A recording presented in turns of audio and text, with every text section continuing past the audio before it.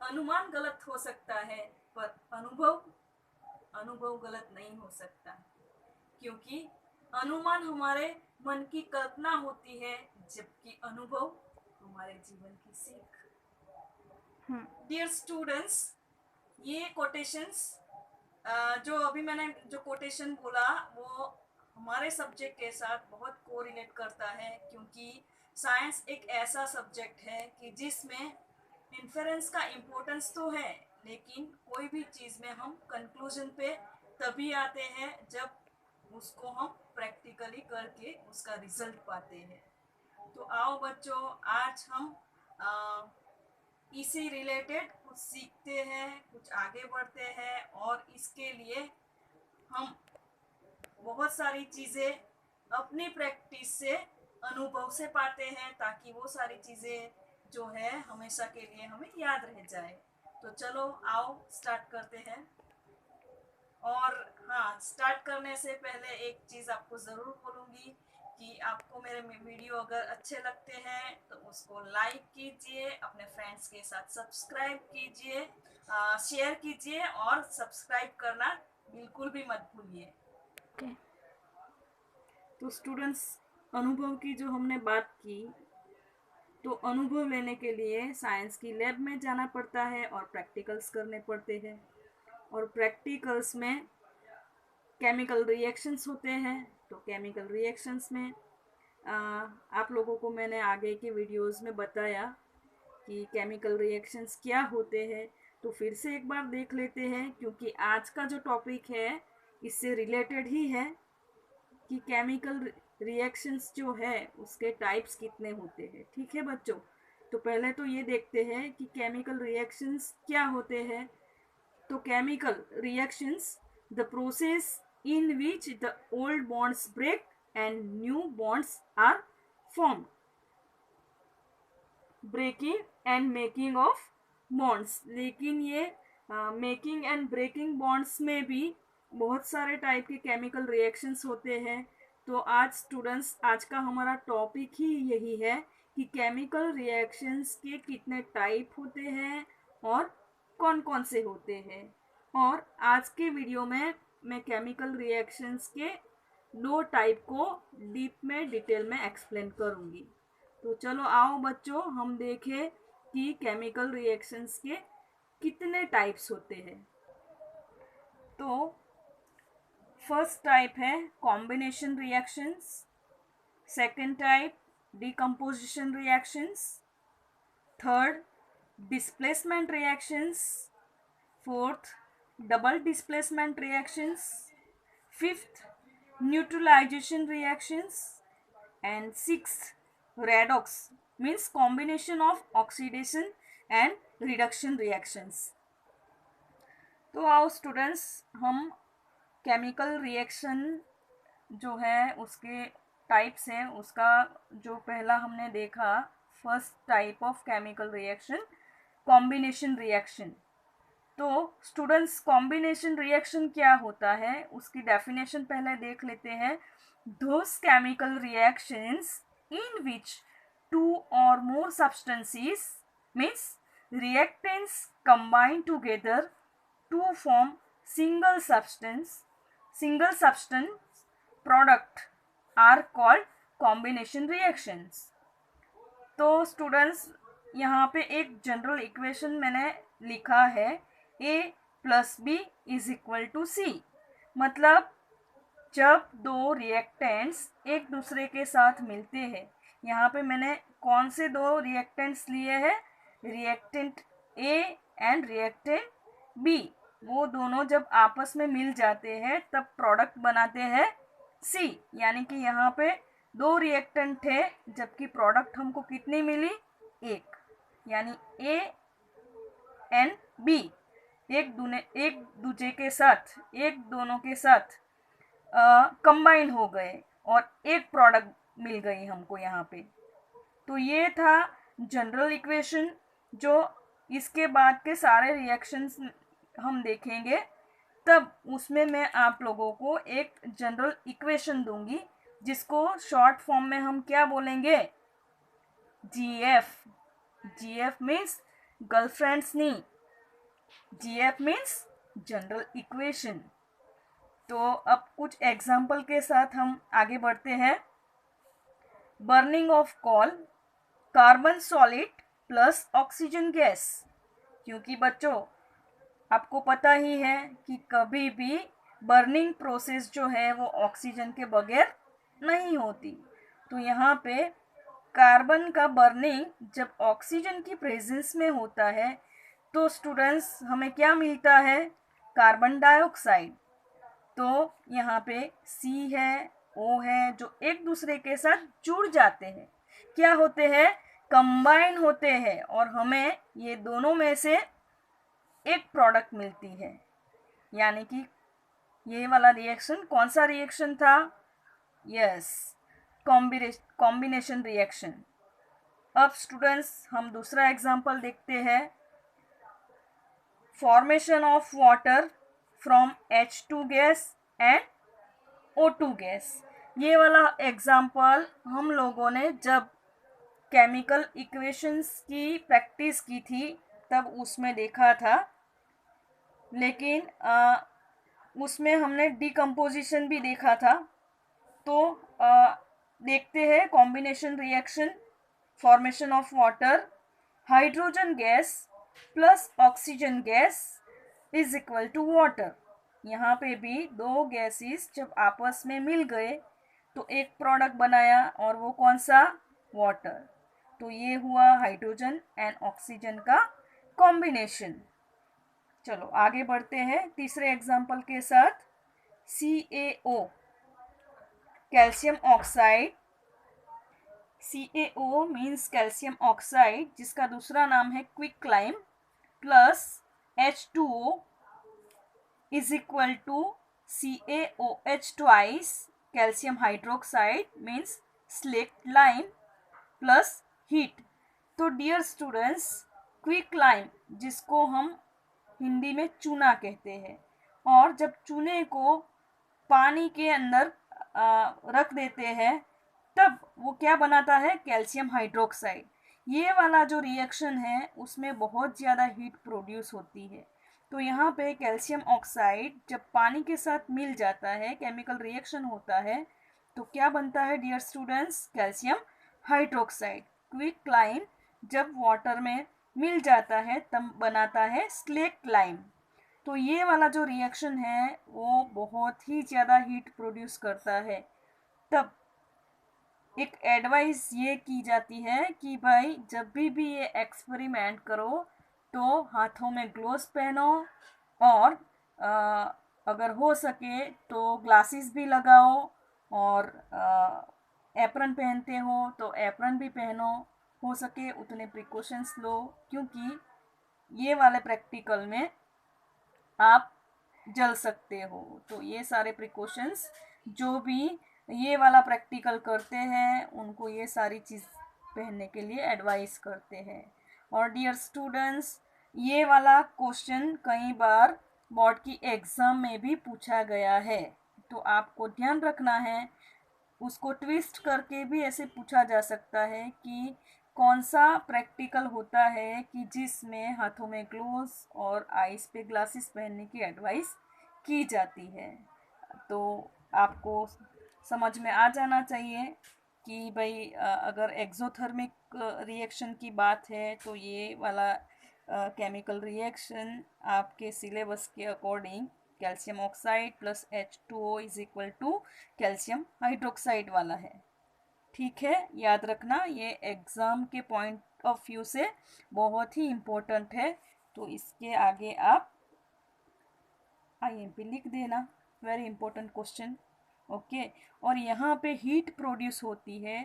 तो पिछले वाले वीडियो में मैंने एक चीज़ आपको बताई थी कि जो केमिकल रिएक्शन में हीट प्रोड्यूस होती है वैसे वाले रिएक्शंस को कैसे रिएक्शंस बोलते हैं स्टूडेंट्स, एक्सोथर्मिक केमिकल रिएक्शंस। तो यहाँ पे मैंने डेफिनेशन भी बताई है, जो डेफिनेशन मैं आप लोगों के लिए फिर से एक बार रिपीट करती हूँ। Reactions in which heat is released along with the formation of products are called exothermic chemical reactions. तो पहले तो हमने देखा कि कॉम्बिनेशन रिएक्शंस के जो जो टाइप थे वन बाय वन हम देखते गए, जिसमें थर्ड नंबर का एग्जांपल मैंने calcium oxide plus water is equal to CaOH twice, यानी कि ये कॉम्बिनेशन हो गया। लेकिन साथ साथ में कॉम्बिनेशन रिएक्शन में भी अगर एनर्जी की लेवल से हम अगर देखें तो ये वाला जो रिएक्शन है वो एक्सोथर्मिक रिएक्शन है। कॉम्बिनेशन रिएक्शन भी है और साथ साथ में एक्सोथर्मिक रिएक्शन। तो डियर स्टूडेंट्स, जो कॉम्बिनेशन रिएक्शंस होते हैं वो ज़्यादा करके एक्सोथर्मिक होते हैं, यानी कि ऐसे वाले रिएक्शन में जो हीट एनर्जी है वो प्रोड्यूस होती है। तो चलो आगे बढ़ते हैं और थोड़े से कॉम्बिनेशन रिएक्शंस के एग्जांपल के साथ। CaOH twice plus CO2 is equal to CaCO3 plus H2O, means calcium hydroxide plus carbon dioxide is equal to calcium carbonate plus water। यहाँ पे dear students calcium hydroxide means slaked lime, यानी कि जब हम wall को white wash करते हैं तो वो वाइट वॉश करने के बाद एटमॉस्फेयर का जो कार्बन डाइऑक्साइड है वो उसके साथ रिएक्ट होता है, और 2-3 दिन के बाद हमको वही वॉल जो पहले इतनी ज़्यादा शाइनिंग वाली नहीं दिखती है वो 2-3 दिन के बाद शाइनिंग वाली दिखने लगती है। उसका रीज़न ये है कि जो स्लेक्ट लाइम था वो ड्राई होने के बाद और कार्बन डाइऑक्साइड के साथ जब रिएक्ट होता है तो बनता है कैल्शियम कार्बोनेट, और जो पानी होता है वो इवोपरेट हो जाता है। तो यहाँ पे CaCO3 सॉलिड फॉर्म में होता है और उसके ऊपर एक साइनिंग वाला लेयर बन जाता है। तो dear students, calcium hydroxide and carbon dioxide एक दूसरे के साथ क्या हुए? यस, कंबाइन हो गए, और कंबाइन होके क्या बनाया? Calcium carbonate. तो ये वाला एग्जाम्पल भी अगर उसका इम्पोर्टेंस देखें तो बोर्ड की एग्ज़ाम के लिए ये वाला एग्जाम्पल जो है वो इम्पोर्टेंट है। तो इसके आगे हम लिख लेते हैं very important, very IMP। Okay, now we will see next example, burning of natural gas CH4 means कौन सा गैस? यस बच्चों, मीथेन गैस, जो कि बायोगैस प्लांट में प्रोड्यूस होता है, या तो फिर जब डिकम्पोजिशन होता है वेजिटेबल्स का तब भी, मतलब जो भी कचरा हम काम्पीट में डालते हैं तो वहाँ पे ये वाला गैस प्रोड्यूस होता है। जब उसका बर्निंग होता है in the presence of oxygen तो क्या मिलता है? Carbon dioxide gas plus H2O in the form of in gaseous form. So यहाँ पे हम देखते हैं फिर से एक बार कि जब मीथेन गैस ऑक्सीजन गैस के साथ रिएक्ट होता है तब बनाता है कार्बन डाइऑक्साइड प्लस वाटर। तो यहाँ पे मीथेन गैस किसके साथ कंबाइंड हुआ? मीथेन गैस कंबाइंड हुआ ऑक्सीजन के साथ। ओके, और बनाया क्या? Carbon dioxide plus water. तो ये भी है एग्जाम्पल किसका बच्चों? कॉम्बिनेशन रिएक्शन का। ऐसा ज़रूरी नहीं है कि कॉम्बिनेशन रिएक्शन में एक ही प्रोडक्ट मिलती है। ये वाले एग्जाम्पल में मीथेन जो है वो ऑक्सीजन के साथ कंबाइन तो हुआ, लेकिन यहाँ पे हमें कितने प्रोडक्ट्स मिले? यस, हमें 2 प्रोडक्ट्स मिले। अब हम देखते हैं एक और बहुत ही ज़्यादा इम्पोर्टेंट एग्जाम्पल जो कि हमारी लाइफ के साथ जुड़ा है। क्यों ज़्यादा इम्पोर्टेंट है और क्यों हमारी लाइफ के साथ जुड़ा है? क्योंकि बच्चों, हम जो भी सारी एक्टिविटी करते हैं, हमारे बॉडी के अंदर जो भी सारी प्रोसेस चलती है उसके लिए हमें एनर्जी की बहुत ज़्यादा ज़रूरत पड़ती है, या तो यूँ कहिए कि एनर्जी के बगैर हम कुछ कर ही नहीं सकते, हम जी ही नहीं सकते हैं। तो इसीलिए हम खाना खाते हैं, और आप लोगों को पता है कि फूड के अलग अलग कंपोनेंट्स होते हैं, जैसे कि carbohydrates, proteins, fats, minerals, vitamins. तो यहाँ पे बात हो रही है कार्बोहाइड्रेट की, और जिसका सिंपलेस्ट फॉर्म है जो हमारी लाइफ के साथ बहुत ही हमारी लाइफ में उसका इम्पोर्टेंट है, वो है C6H12O6 मीन्स ग्लूकोज। यस, जब हम खाना खाते हैं तब C6H12O6 हमारी बॉडी के अंदर जाता है, तो एक प्रोसेस होती है ऑक्सीजन की प्रेजेंस में जिसका नाम है रेस्पिरेशन। यस बच्चों, क्या बोलते हैं उसको? रेस्पिरेशन। तो यहाँ पे हमें प्रोडक्ट मिलती है CO2 plus H2O, carbon dioxide के 6 मॉलिक्यूल्स एंड वाटर के 6 मॉलिक्यूल्स। और ये वाला इक्वेशन भी आपके लिए इम्पोर्टेंट है। तो जब ग्लूकोज जो है वो ऑक्सीजन की प्रेजेंस में उसका रिएक्शन होता है तो प्रोडक्ट मिलती है कार्बन डाइऑक्साइड प्लस H2O। तो हम ब्रीदिंग में ऑक्सीजन लेते हैं और कार्बन डाइऑक्साइड गैस बाहर निकालते हैं। तो बस वही है। अब समझ में आ गया होगा बच्चों कि कार्बन डाइऑक्साइड गैस जो है वो हम जब बाहर निकालते हैं तो उसका प्रोडक्शन किस तरह से होता है, और ऑक्सीजन जो है वो हमारे लिए इम्पोर्टेंट क्यों है। तो ये वाला रेस्पिरेशन जब ऑक्सीजन की प्रेजेंस में होता है तब उसको एरोबिक रेस्पिरेशन बोलते हैं। और एक और रेस्पिरेशन जो आपके बायोलॉजी के चैप्टर में आएगा तब मैं आपको डिटेल में समझाऊंगी। ऑक्सीजन की एब्सेंस में जो रेस्पिरेशन होता है उसको एनारोबिक रेस्पिरेशन बोलते हैं।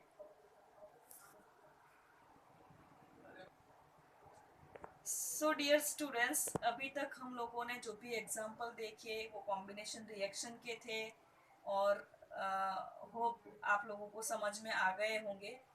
तो अभी हम केमिकल रिएक्शंस के टाइप में दूसरा टाइप देखेंगे, डीकम्पोजिशन रिएक्शंस। तो आओ शुरुआत करते हैं डीकम्पोजिशन रिएक्शन की डेफिनेशन से। Those chemical reactions in which a single compound break into smaller or simple substances or units are called decomposition reactions। तो डियर स्टूडेंट्स, यहाँ पे और एक GF हम देखते हैं। हाँ देखो, GF आया तो चेहरे पे हंसी आ गई। हाँ, GF मतलब गर्लफ्रेंड नहीं, GF मतलब जनरल फॉर्मूला।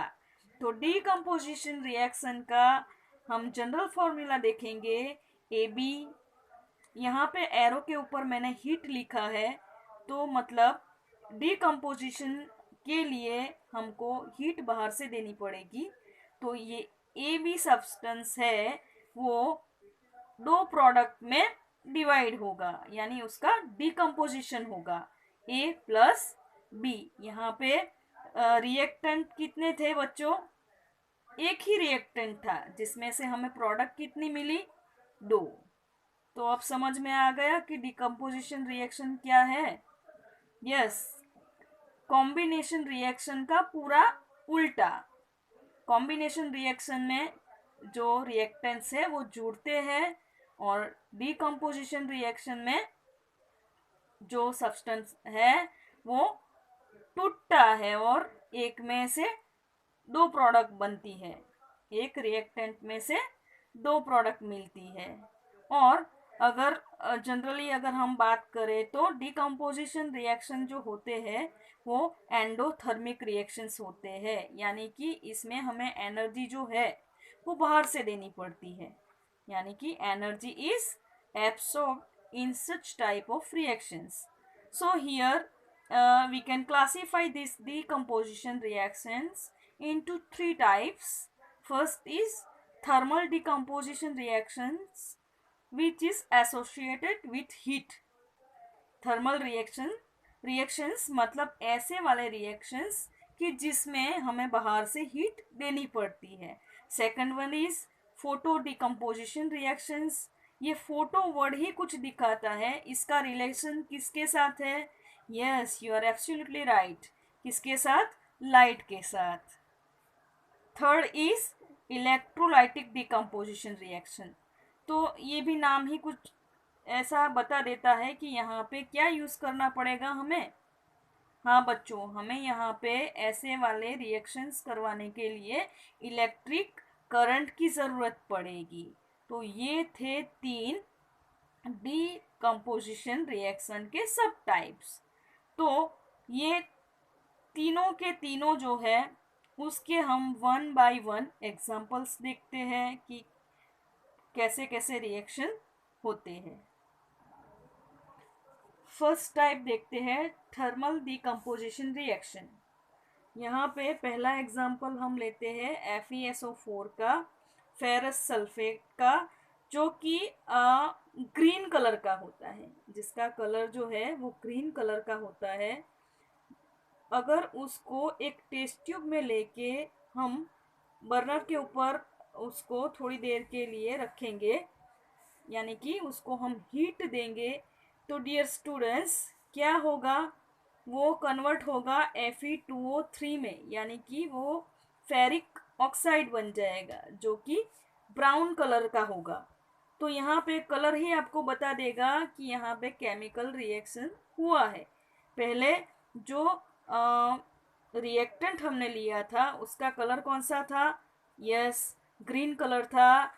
गर्म होने के बाद वो जब प्रोडक्ट बना तब कौन से कलर का हो गया, ब्राउन कलर का। तो यहाँ पे केमिकल रिएक्शन हो चुका है, ये समझना है। अगर हमको ब्राउन कलर मिल जाता है तो हमें क्या समझना है, यस केमिकल रिएक्शन हो चुका है और FeSO4 में से Fe2O3 बन गया है, यानी कि फेरस सल्फेट है वो फेरिक ऑक्साइड में कन्वर्ट हो चुका है। और साथ साथ में SO2 यानी कि sulphur dioxide and sulphur trioxide, 2 gas produce होते हैं। ये दोनों गैस प्रोड्यूस होने पे थोड़ा सा पंचेंट स्मेल लगेगी, यानी कि गले में थोड़ा सा तीखा तीखापन महसूस होगा। तो लेबोरेटरी में जाओ तब ये सारी चीज़ों का ध्यान रखना। इसके ऊपर से हम जान सकते हैं कि भाई ये वाला गैस जो है SO2 SO3 है। तो डियर स्टूडेंट्स, ये वाला एग्जाम्पल समझ में आ गया, ये भी एग्ज़ाम में पूछा जाता है। अब हम आगे बढ़ते हैं कैल्शियम कार्बोनेट, जिसका नाम क्या है, लाइमस्टोन। क्या है बच्चों, लाइमस्टोन। अगर लाइमस्टोन को हम हीट करते हैं, बाहर से एनर्जी देते हैं, तो वो किस में कन्वर्ट हो जाता है, क्विकलाइम में, कैल्शियम ऑक्साइड में कन्वर्ट हो जाता है। और साथ में क्या बनता है, कार्बन डाइऑक्साइड। तो यहाँ पे एक रिएक्टेंट था और उसमें से हमें कितनी प्रोडक्ट मिली, 2 प्रोडक्ट मिली। अगर ऊपर के एग्जाम्पल की भी मैं बात करूं तो यहाँ पे भी कितने रिएक्टेंट्स थे, यस डियर स्टूडेंट्स एक ही रिएक्टेंट था और उसमें से कितने प्रोडक्ट्स मिले, 3 प्रोडक्ट्स मिले। तो हो गया यहाँ पे डिकम्पोजिशन रिएक्शन, यस। तो ये वाले एग्जाम्पल थे डिकम्पोजिशन रिएक्शन के। और अभी और आगे बढ़ते हैं तीसरे एग्जाम्पल के साथ। तो जब लेड नाइट्रेट PbNO3 ट्वाइस, जो कि सॉलिड स्टेट में होता है, जिसको हम हीट करते हैं, यानी कि बाहर से हम उसको एनर्जी देते हैं, एंडोथर्मिक रिएक्शन। कौन सा reaction, endothermic, decomposition endothermic reaction. तो उसमें ये एक रिएक्टेंट में से हमें 2 प्रोडक्ट मिलती है, PbO means lead oxide plus nitrogen dioxide, और साथ साथ में हमको ऑक्सीजन भी मिलता है। जो लेड नाइट्रेट हमने लिया था वो कलरलेस है, लेकिन जब हमको प्रोडक्ट मिलती है तो प्रोडक्ट कौन से कलर की होती है, येलो कलर की। तो ये कलर का चेंजेस है, वही हमें बताता है कि यहाँ पे केमिकल रिएक्शन हुआ है। यानी कि कलरलेस पाउडर अगर येलो कलर में कन्वर्ट होता है तो हमें समझना है कि यहाँ पे केमिकल रिएक्शन हुआ है। और दूसरा कि साथ साथ में जो नाइट्रोजन डाइऑक्साइड गैस प्रोड्यूस होगा तो वो कौन से कलर का होगा, रेडिश ब्राउन कलर का होगा। तो जब टेस्ट ट्यूब में लेड नाइट्रेट लो, उसको हीट करो, और जब नाइट्रोजन डाइऑक्साइड गैस अगर निकलना स्टार्ट हो जाएगा तो रेडिश ब्राउन कलर की फ्यूम दिखने लगेगी। चलो डियर स्टूडेंट्स, हम अभी आगे बढ़ते हैं फोटो डिकम्पोजिशन रिएक्शन की ओर, जिसको हम दूसरे कौन से नाम से जानते हैं, फोटोलाइसिस। लाइसिस मतलब टूटना। ओके, तो किससे टूटना, फोटो मीन्स लाइट से। लाइट से जब रिएक्टेंट टूटता है उसको हम क्या बोलते हैं, फोटोलाइसिस, या फिर वैसे ऐसे रिएक्शन को हम बोलते हैं फोटो डिकम्पोजिशन रिएक्शंस।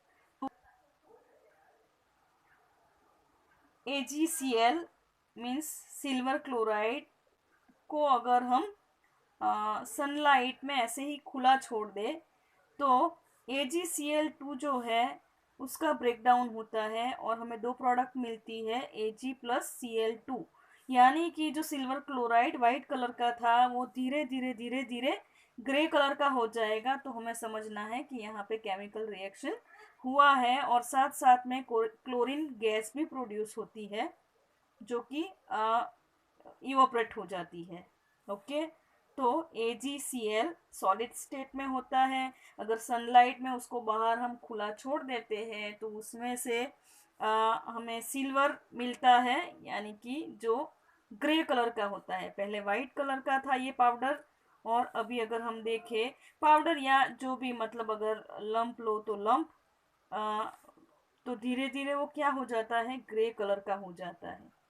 ठीक है स्टूडेंट्स, अब हम एक और एग्जांपल देखते हैं जो कि इसका इम्पोर्टेंस पहले के टाइम पे बहुत ही ज़्यादा था।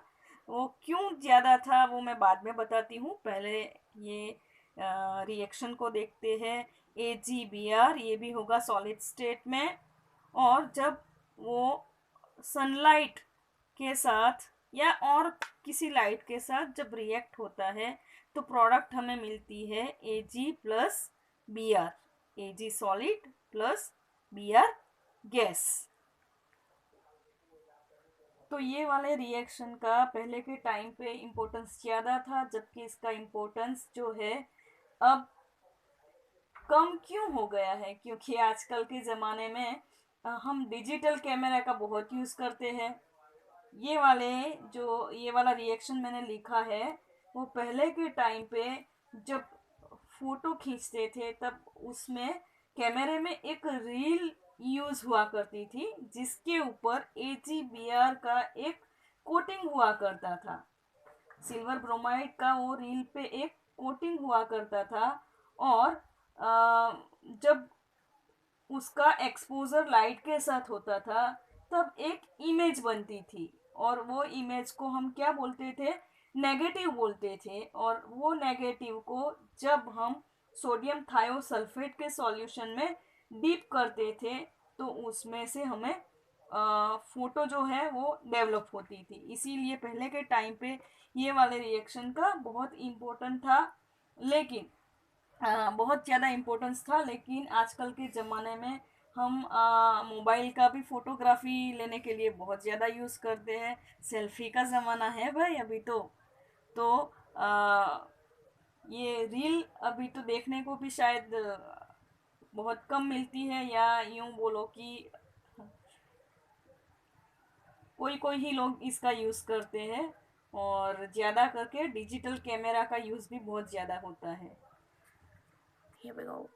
डियर स्टूडेंट्स, हम अभी डिकम्पोजिशन रिएक्शन का जो तीसरा टाइप है, इलेक्ट्रोलाइटिक डिकम्पोजिशन रिएक्शन यानी कि इलेक्ट्रोलाइसिस के बारे में देखेंगे। तो यहाँ पे एक डायग्राम दिया गया है जिसमें वाटर का इलेक्ट्रोलाइसिस दिखाया गया है। तो यहाँ पे करना क्या है, यहाँ पे हमें एक प्लास्टिक का मग लेना है और यहाँ पे 2 होल कर देने हैं। 2 होल करने के बाद उसके अंदर हमें कार्बन के इलेक्ट्रोड्स फिट करने हैं। क्या करने हैं बच्चों? ये जो डार्क कलर के दिख रहे हैं वो है कार्बन के इलेक्ट्रोड्स, और साथ में उसका फिटिंग टाइट रहे इसके लिए उसको यहाँ किसके साथ अटैच किया है? रबर स्टॉपर के साथ। रबर स्टॉपर इसीलिए भी अटैच किया है ताकि यहाँ पे जो है वाटर लीक ना हो। और साथ में ये इलेक्ट्रोड्स को एक तरफ एनोड के साथ जोड़ा है, दूसरी तरफ हमने कैथोड के साथ जोड़ा है, और जिस